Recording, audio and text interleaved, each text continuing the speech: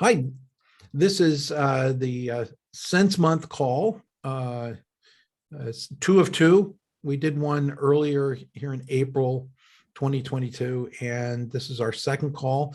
Delighted to have Todd Hoskins and Jim Qualick here with the sense mapping practice, and Willie Yam, who is our protagonist in the case that we've been unpacking with Lenovo.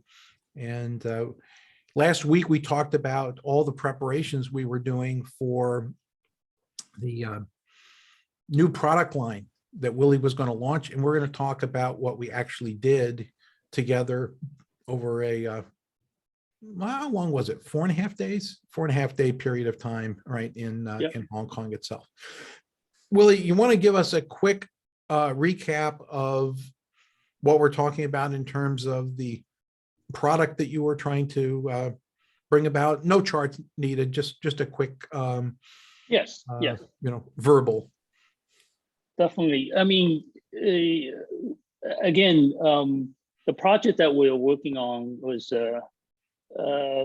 was considered as an innovation within Lenovo, and we were trying to use that innovation to basically, the objective is to transform Lenovo business by moving from box offering or hardware offering to a more access as service offering.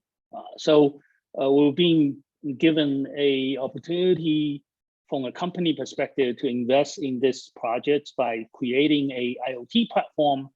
That IoT platform actually creates a direct interface with the end clients within the enterprise customers organization by offering something called automated services. For example, we put vending machine, smart vending machines in some of the strategic locations of the client locations, as well as the smart lockers. That will be formulated as one of this user interface to the end clients or end users of the enterprise.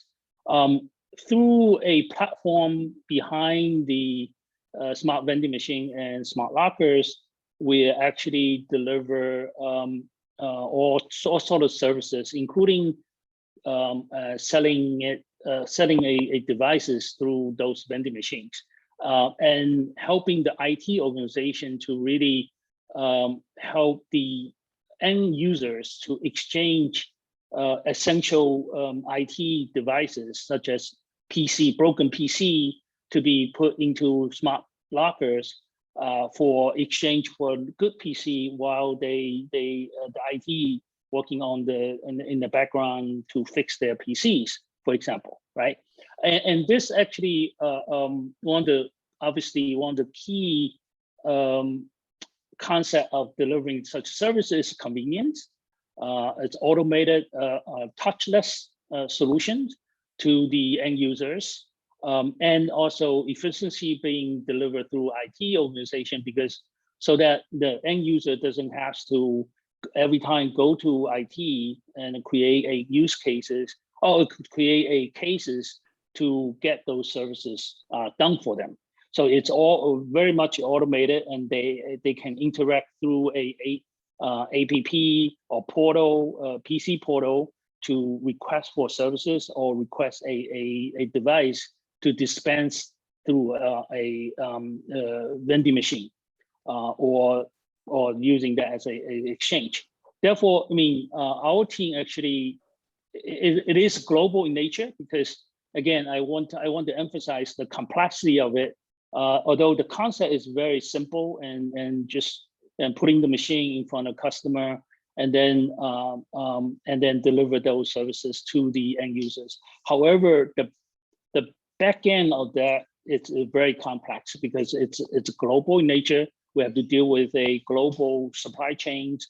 Most of the time, the devices being delivered from one location, like for example, central depositories, warehouses in Malaysia, in Singapore, or in China, had to deliver to US, to UK, and so on and so forth. So it's a very large scale and global, and then we have to create a platform that scale large enough to cover multiple customers, and most of those customers are global enterprises in financial industry, like banks, in pharmaceutical industry, like Johnson Johnson, Unilever, and so on and so forth. Those, just name a few customers. So that's sorry. It's probably a good enough unpack, Okay. right, for the purposes of what we're going to do today, Willie. Excellent. I'll just summarize by saying, there's a vending machine delivery point of presence, and it's backed by Lenovo's sophisticated supply chain, to make it, the complexity that Willie's describing, to make it simple for the customers that want it, right? So that's our mission, is to bring the power of that, that global supply chain, but mask the complexity, right, and make it compelling, right, and quick, exactly, right, for people to access things. So Todd, last week we talked about running a survey, and we talked to a number of the people who were going to attend and people who weren't going to attend, and we discovered that some people are on the same page, but that it was a great team that Willie had put together, but they were kind of deeply siloed into their own areas of expertise. Is that a good summary? Yeah, yes. Very good summary. Thank you. Anything you want to add, Todd? High functioning is one word, connected to what they're doing, believing in their purpose, and not seeing how what they are doing is connected to both Lenovo's larger business and to each other. Yeah. So you have the team that was in Hong Kong with one person missing, right? I was there, Todd was there, and Kaz Yamazaki, who is a team member, sense mapping team member, is in Tokyo. It's the middle of the night for him, so we didn't want to rouse him out of his sleep, right, to be part of this call. But he was an important, contributor, and is one of the most sought after design thinking professors in Japan. Even the government and METI, right, reach out to Kaz for his expertise, and Jim Kwolek. Now, Jim was not in Hong Kong, but he was an integral member of the team. We were doing work, but we'll talk about the agenda in a moment, but we would do work during the day, and Jim would participate by video conference. And then, like magic, overnight, some of the things that we discussed were rendered in a way visually and available to us the next morning. Now, Jim, part of that was you travel was not well indicated for you at that time. What was that experience like for you to, participate remotely and to help us, visualize ideas? Reflecting back, it was surreal. That's the best way I could explain it. Essentially, what would happen is here, because there was a 13-hour difference, I would get on with the team at 7:30 in the evening.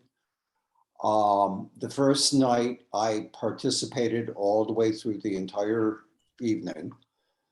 Wow. Most of the other times, I would just participate for the first half of the session and do a recap with Kevin and Todd after they had dinner, which was when I was about to have breakfast.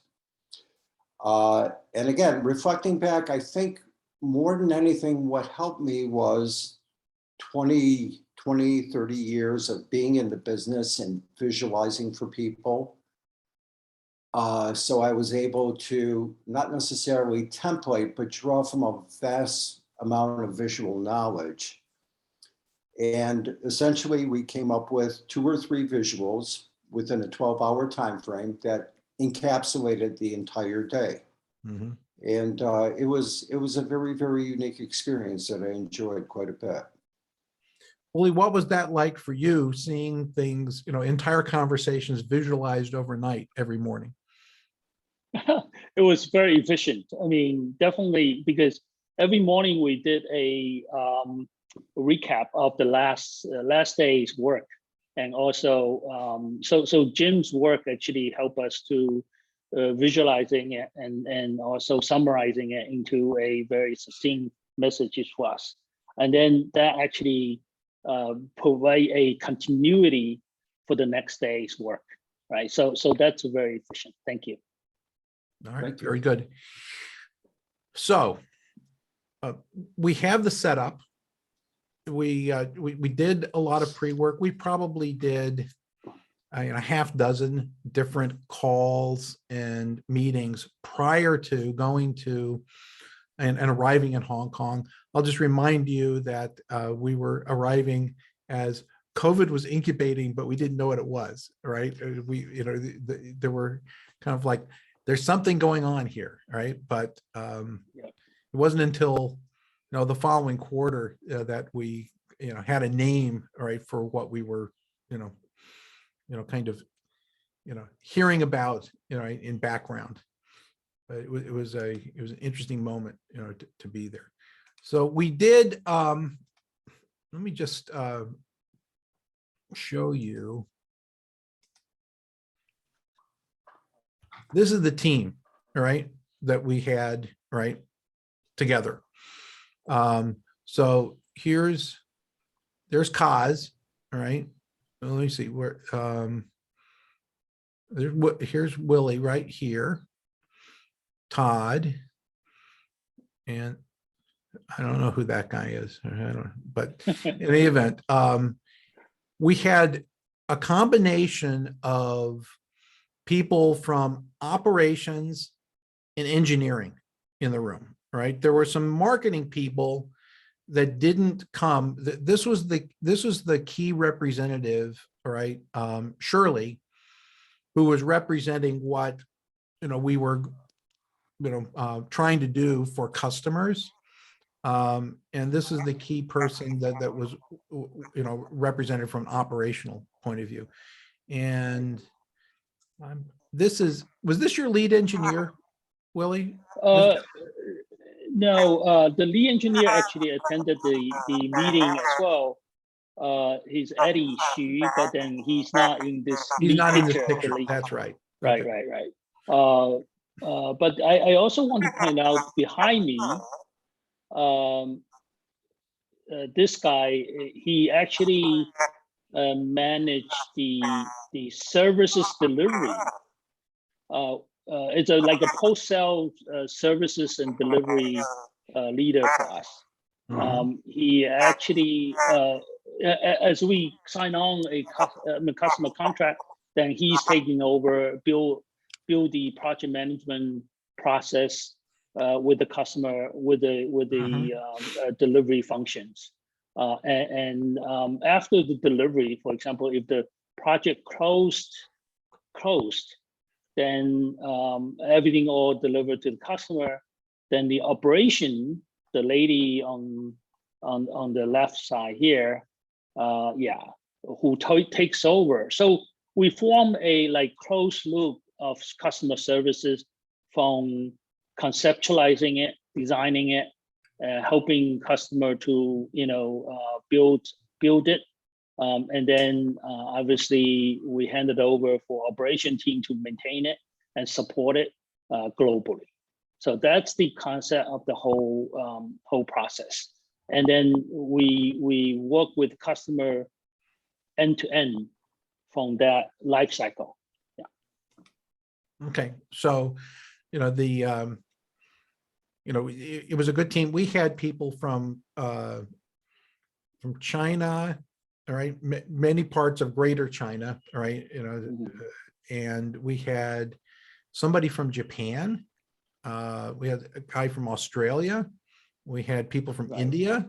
right? You basically had a lot of Yes. different people, and we included some of those marketing folks and other operations people remotely, right? So Yes. that they were involved, they saw some of the things that we were doing.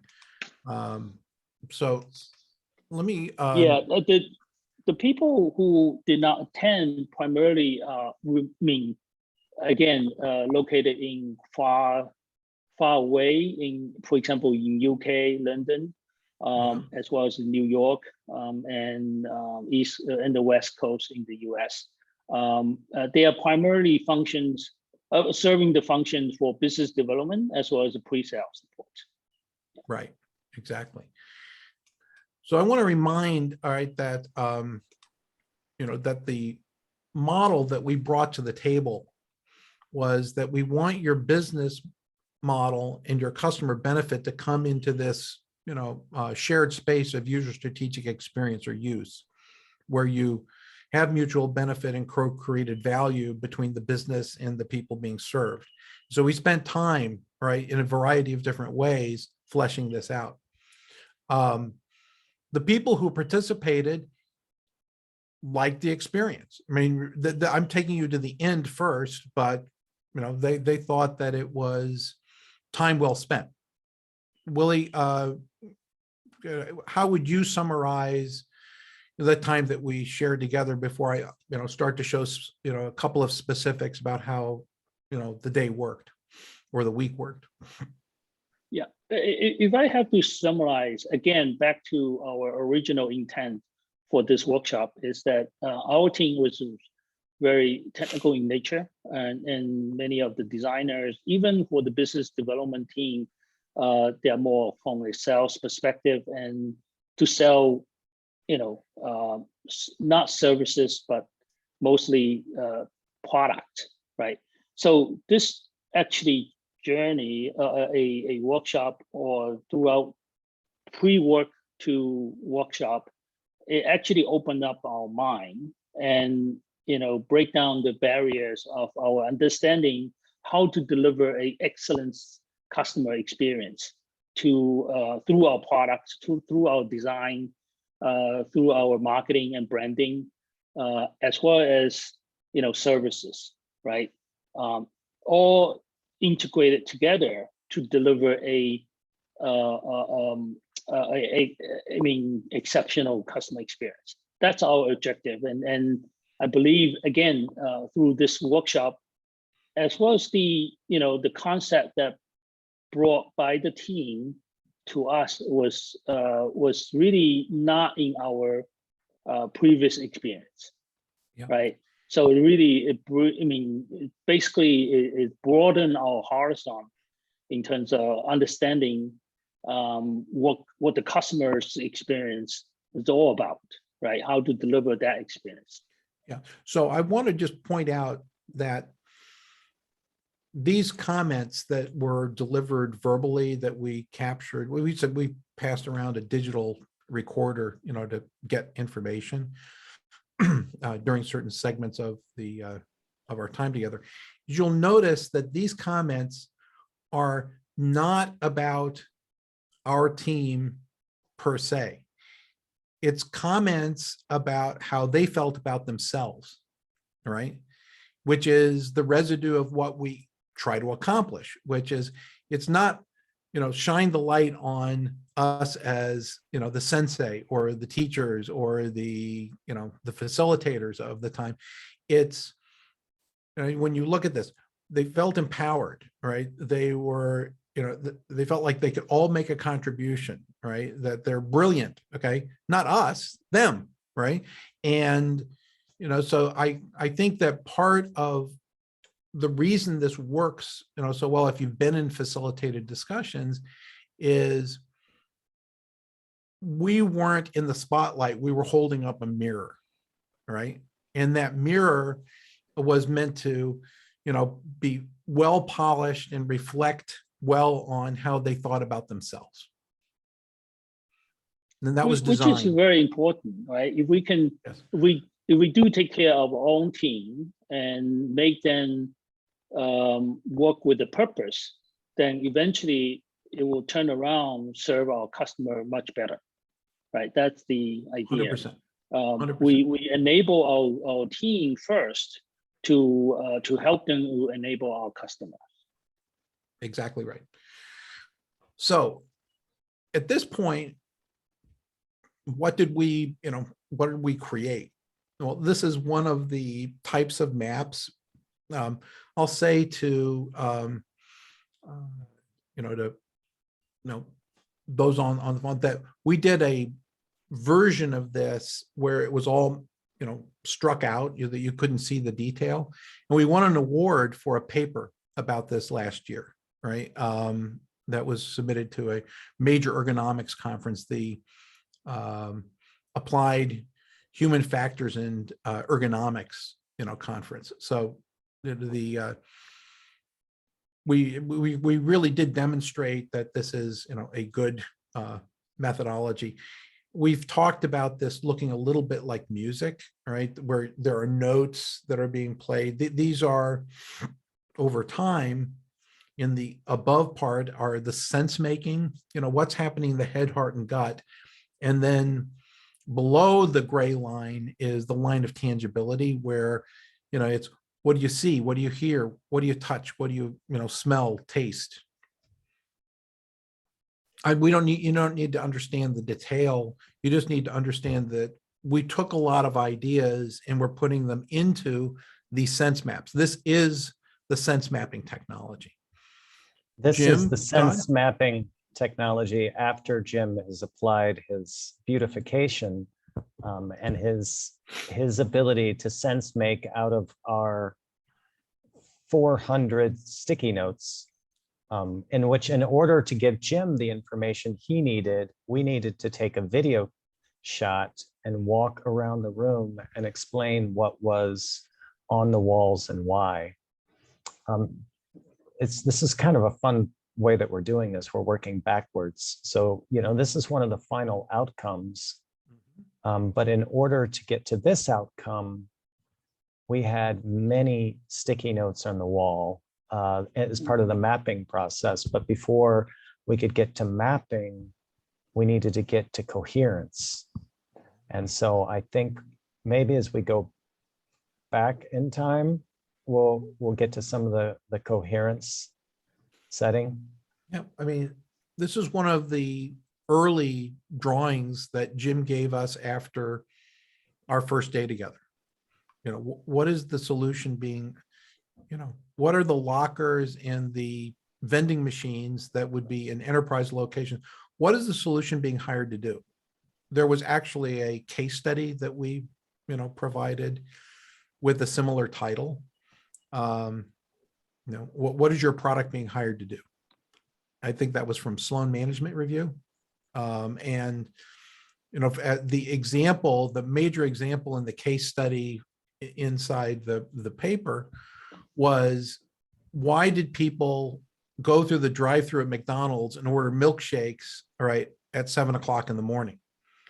And it was because instead of a sandwich or something, that a milkshake was easy to hold with one hand, it filled you up, and it was being hired for breakfast in a way that people didn't think about milkshakes, right, in that context, right? But McDonald's, eventually discovered that that's why people were doing that. So we wanted to know the same thing. What were these being done? And this is a list of the attributes. And Jim made a lot of, again, sticky notes look, compelling. Jim, this is the kind of solution that you were working on.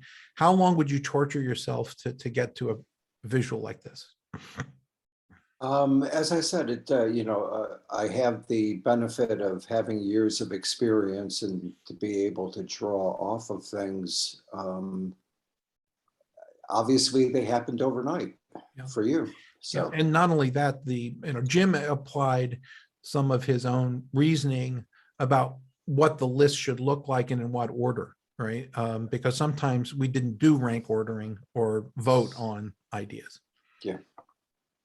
Thank you. Thank you for all the accolades. Yeah, we again. If I have to Yeah, go ahead, Wally. If I can also provide my key takeaway for this exercise. Again, as you said, we actually coming to this conclusion. Obviously, it's not just at a moment in time, and then we list out all the key attributes.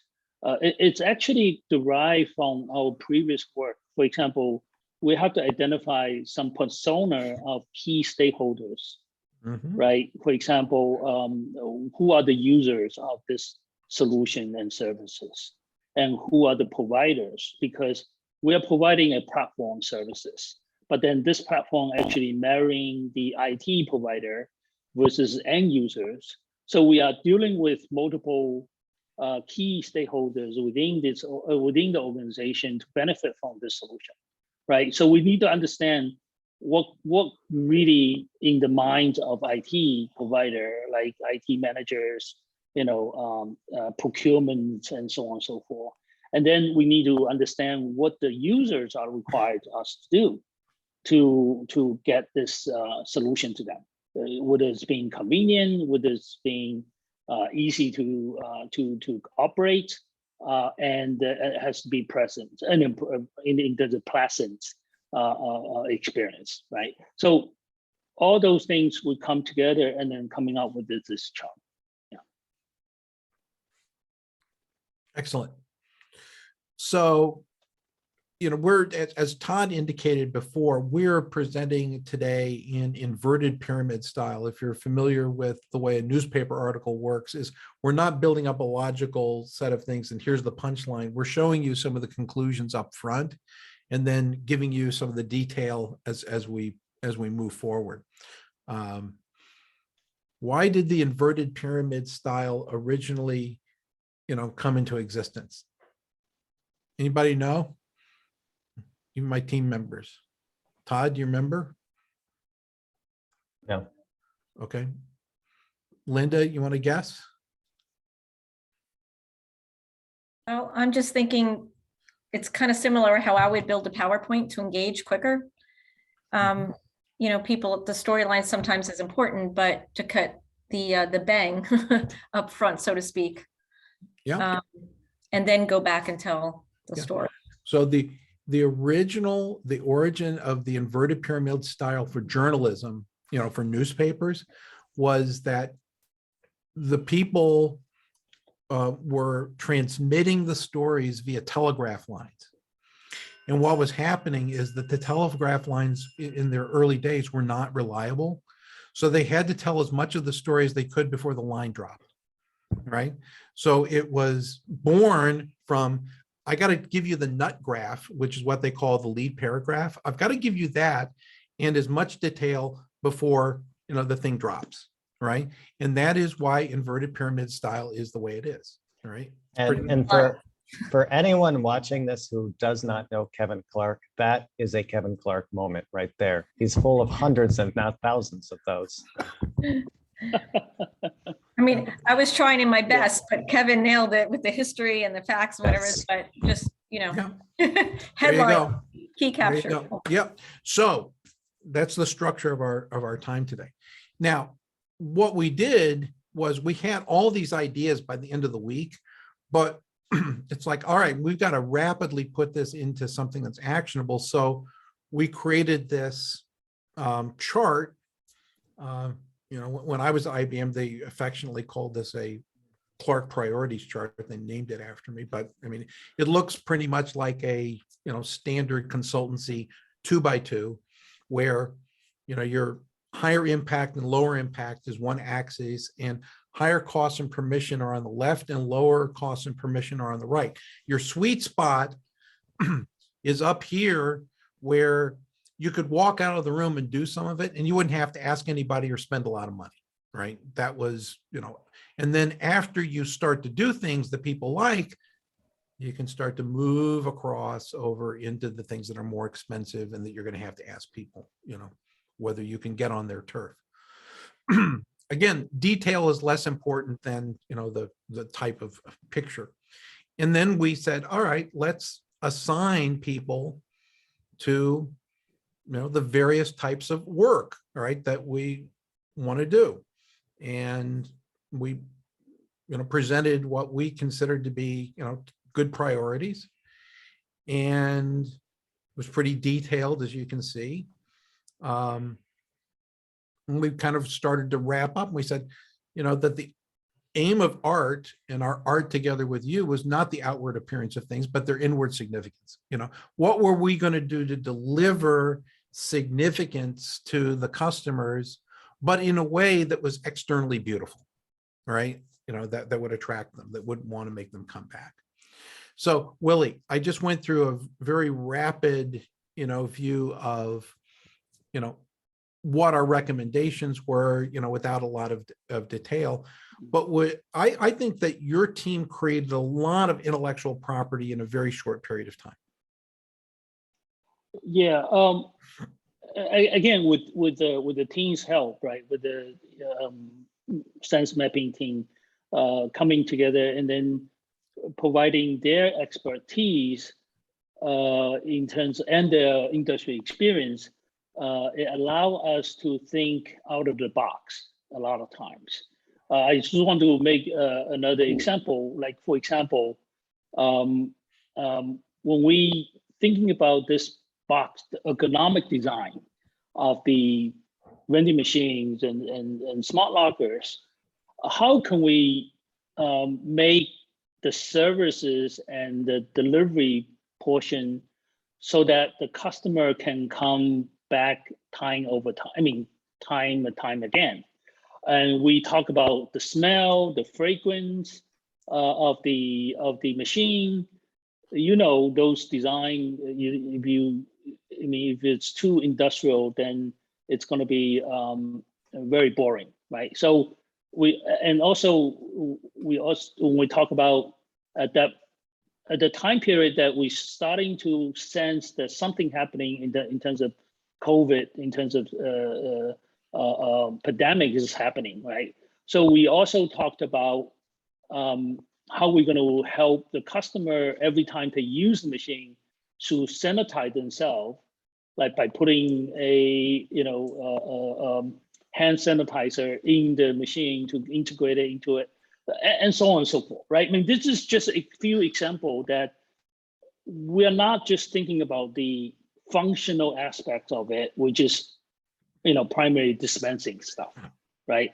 But you need to understand how we're going to take care of the emotional needs of the customer and the experience they're going to get by interacting with this interfaces, right? So that's a benefit we took away from it. And then starting as a foundation, we started to think what other things that we can do from an innovation perspective. Therefore you say, we are creating a lot of intellectual property of that, right? But that's the facilitation and the platform allow us to really think broadly, more out of the box. Yeah. Right. Did any of you see Dune, the movie, or read Actually, I the have book? a book here. Dune? Okay. So there's a scene, in the original movie, the new one, right, is the young man, whose mom was part of the secret order, right? She says, "Put your hand in this box." She says, "Well, what's inside the box?" She said, "Pain." Okay, and so it's kind of imaginary. When we were looking at the storage lockers, right, that people were going to retrieve things from, you would open it up and it was a dark hole, right? And so one of the things that I'm reminded of is you don't want to stick your hand into something that's dark space. And we just said, why don't you put in like a 50-cent LED and light the space, right? And it was kind of like, yeah, that's a good idea, right? You're looking for little things to make the experience better, right? And in fact, if you open something up and as you're opening the door, it pops on, right? It just makes it feel more alive too, right? So little things like that are important. All right, Todd, looks like you're. Yeah, I think for those watching this, you're probably wondering, what did you all do for 4.5 days? Obviously way too much to condense into an hour, but just to give you a feel for how we reached this point. People, even if it's a lot of fun, people are not meant to sit and do much of anything for 8 hours a day. So we were changing modes quite often. We were taking breaks, we were eating meals, but we were changing modes. And that is, we were changing seating arrangements, we were getting up in our feet, doing stuff on walls, we were breaking into groups, we were coming back into the full plenary, and we have to watch the rhythms to make sure that the energy stays up. So changing modes is one thing. Another thing is, in order to get to this level of innovation, the team needs to be energized and creative. And there needs to be a fair amount of divergence and convergence. And some people probably know what that means, but for everyone else, divergence means that we're going to seemingly go off the path and go wander into another territory, and then we're going to bring it back. We're going to find a way to apply it. And I think a lot of the value of the process is, one, it's facilitated, so we're used to doing this, but it's also being able to switch modes, know when to diverge and converge. And Kevin and I, we had kind of an order with Kaz of how we'd want the days to go, but we were constantly adjusting too. So that process is how you come up with beautiful maps and creative ideas and people who say it was an amazing experience. There's a lot that happens in real time. Yeah, and in addition to what we were doing in terms of our own improvisation to make sure that we were adapting, we would do, these little conferences with each other and say, all right, what we just saw tells us, we should shift over to this, all right? And if we never get back to what we originally were planning to do, it doesn't make any difference because they've just leapt over, or we need to respond to what they just said.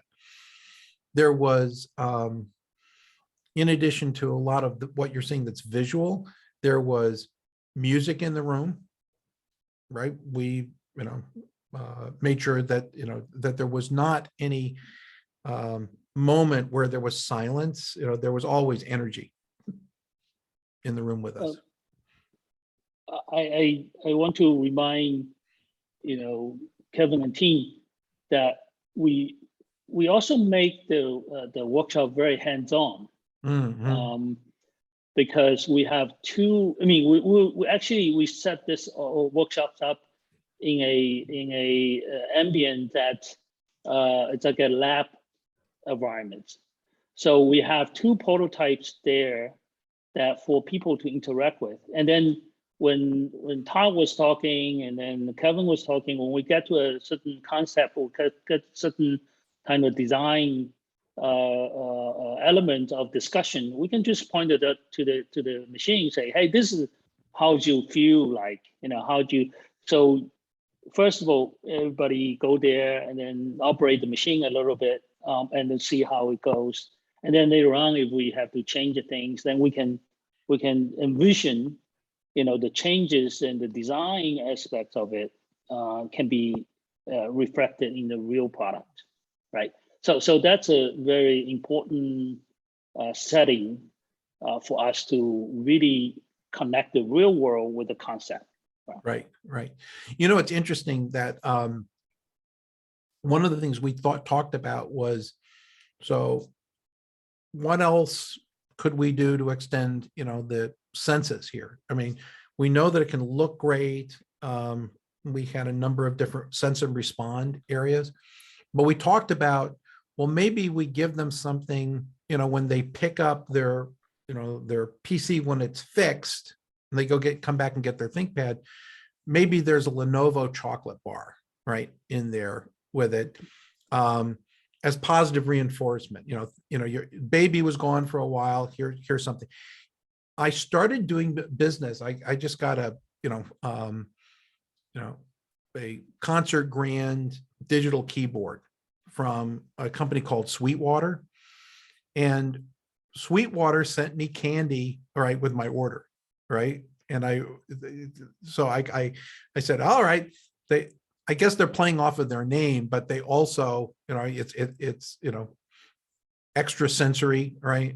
Doing something nice, right? It's a good idea.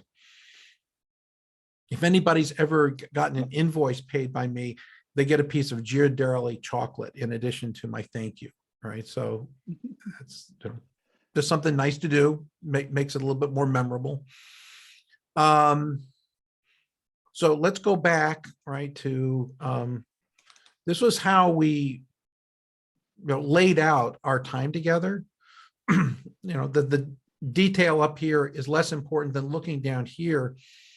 Now, new, next is kind of a compression of the Joseph Campbell heroic journey model, where you're doing something in the present and then you go into a special state, a special world to discover something. And then you come back transformed, right, ready to do something different, right, after your experience. And we specifically designed this to have a maximal state of difference, that something different was happening by the end of the second day, that they were discovering things. And then they would have to, on Wednesday through Thursday, start to discuss, these new ideas and put them to some kind of priority so that they could bring it back into the present and do something about it. So there was a specific architecture that we were, communicating to them. And it's something that Kaz, Todd, Jim, and I, helped create. We have another team member who isn't with us today, who joined, since Hong Kong. And that's Dr. Stacy Bear. And Stacy has a lot of experience in the space too. Let me just see here. So this just shows you a different view of who, these are the activities, who's presenting. All right, so we had, different people sharing and leading. And here are the cases in the pre-reading and support materials that supported the sessions. So did 3 different overlays of the same time map. So now we're getting into, some of the things that were recommendations, which I think is a little bit more inner sanctum. So we'll stop, presenting it at this point. We did promise our viewers pictures of food. Pictures of food. Okay. Do you have pictures of food? I can probably pull some up if you can. You know what I'm talking about, Willie. Yes. I actually.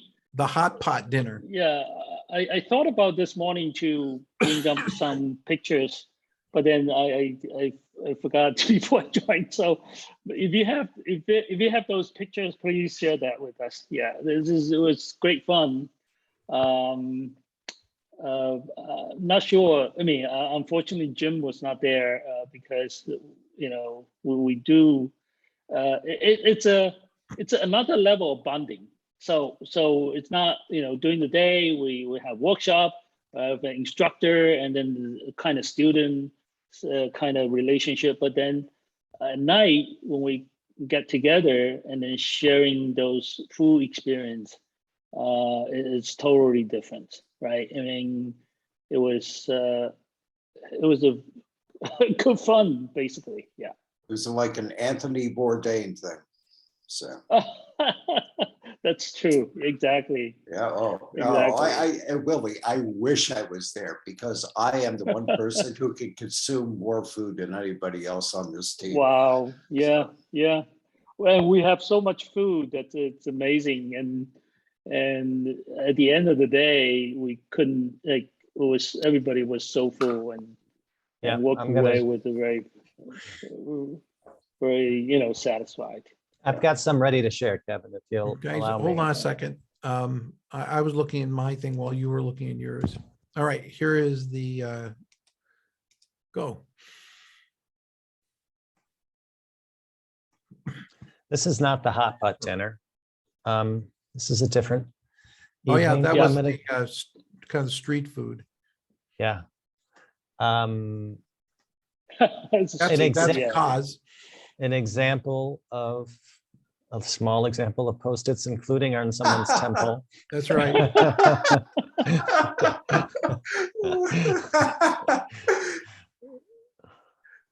Enjoying a juice box. These are not the good food pictures, but we'll get there. Oh, I just want to say something that we held this workshop in conjunction with MIT Innovation Hub in Hong Kong. Mhm. So it was obviously a very appropriate, and we had a very close relationship with MIT as well as the MIT Innovation Academy in Hong Kong. So it's again it's something that thanks to them for the support, right? Yeah, It was- it was And very you can see that convenient. it's, it's very convenient. Yeah. Yeah, you can see behind Willie's head there's a 3D printer. Yeah. A lot of tools on the wall. Yeah, it was a great space. We're getting to the food. That was from the eating so much, right, Willie? That's not because Right. they were bored. Yeah. Oh, and Kaz. This is Kaz in action. So glad we can.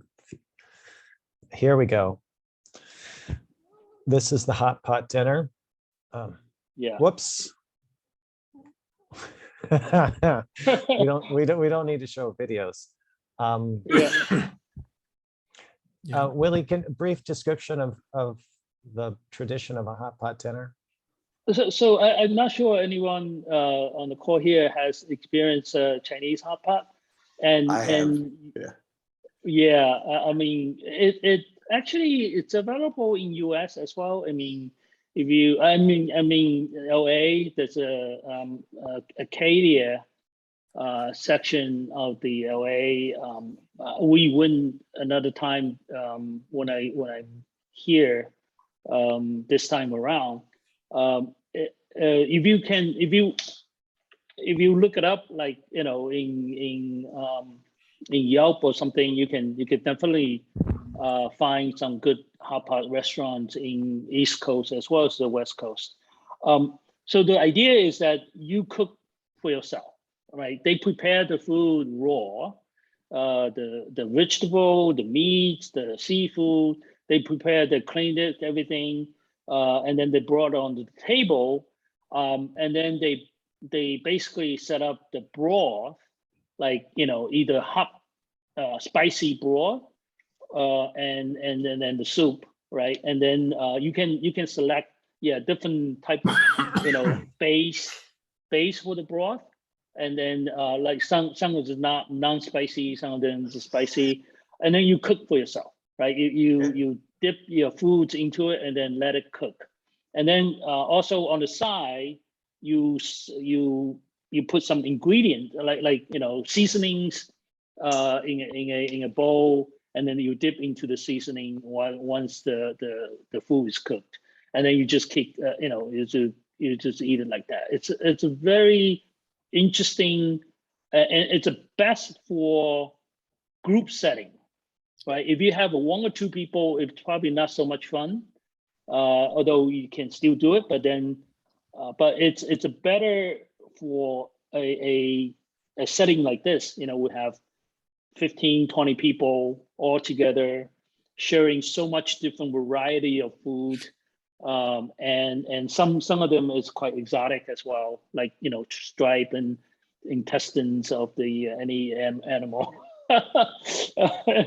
And some of them quite normal, like green vegetable and so Yeah, so you can have many variety foods. That's the beauty of it. So it's not like pre-cooked for you in a dish, which you can only sample a few tastes of those dishes. But this allow you to really explore out to what you want. And in the meantime, you have a great interaction with the team members and diners together, and has a great fun. And then through drinks too. Yeah. So And most importantly, at the end, you're one happy family. that's right. Yeah, exactly. Usually, if you have less people, then usually it's more of in a round table setting. So people will sit equally to the food, right, to the center of the pot, and you can create even more closer intimacies between peoples, right? But in our setting, it's a long table because we have so many people, and the place was a little small for all of us. Yeah, but it made it really intimate. There's no doubt It about does. that. It does. There's a similar feel to Korean barbecue, right? Yeah. When they're using real barbecue in the That's center true. of the table. Yeah. Although I found that there was a lot more variety in the meal that you sponsored for us, Willie. All right, it was delicious. It was great.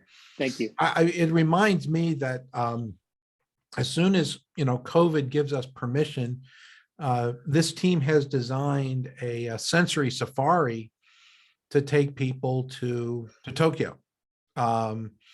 We can't do that program. We had originally designed that for last fall, and we moved it to the spring, and we're moving it to the fall again. It might even move to 2023. We don't know. But the idea is that having experiences like the kind that you were just described, which include different ways that things are packaged, different ways that things taste, having experiences together, right, in everyday observations that you could, use to change your mind about how something's done. So you could bring it home and, change it, packaging decisions, change, the experience that customers are having with your organization. We think that these kinds of safaris are important, and we intend to do it with various cultures right around the world. The first one we selected is because Dr. Yamazaki's right there, and I've had decades of experience experiencing the different ways that things are done in Japan, and they're really good at delivering great customer experiences. So anyway, it's something that we hope to be able to offer as soon as you don't have to quarantine for 14 days, right? That's kind of a big obstacle right now. All right. With that said, go ahead, Willie. Just one more minute. The last comment or input or recommendation I want to make, if we ever have another customer experience, engagement like this and so on, when I led the team, I want to lead the team in thinking differently, right? So normally I've been working through several companies, and then each company, then when I lead the team, particularly for architecture design and technology brainstorming sections, sometimes I hold that sections in outside the offices, right? And most of the time, actually, I deliberately select something that and invoke our senses of creativity. Like, for example, I usually take the team to galleries, like art galleries, for design discussions and brainstorming, because I thought architecture, part of it is need to be art, right? So actually, it does help us team to really open up their minds and brains to external stimulation, right? And which is very helpful. I mean, very effective, because a lot of time my project is moving a lot more quickly, and people coming to common understanding of the architecture design that we put together by having those environments. Yeah. So it just if we hadn't have been in such an urban environment, yeah, at that MIT center, which I think was with the Hong Kong productivity concept. productivity. Yeah.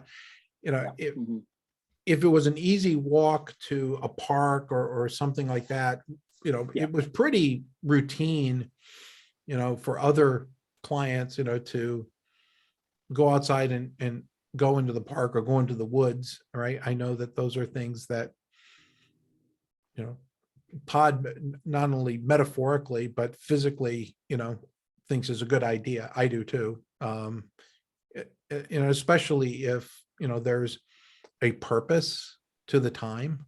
All right. So I think that, you know, a combination of internal, external, right, is a good thing. And it's not indicated at this time of year where I live, right? Given the amount of pollen that we have, outside is not a good idea for me right now. But soon it'll be delightful.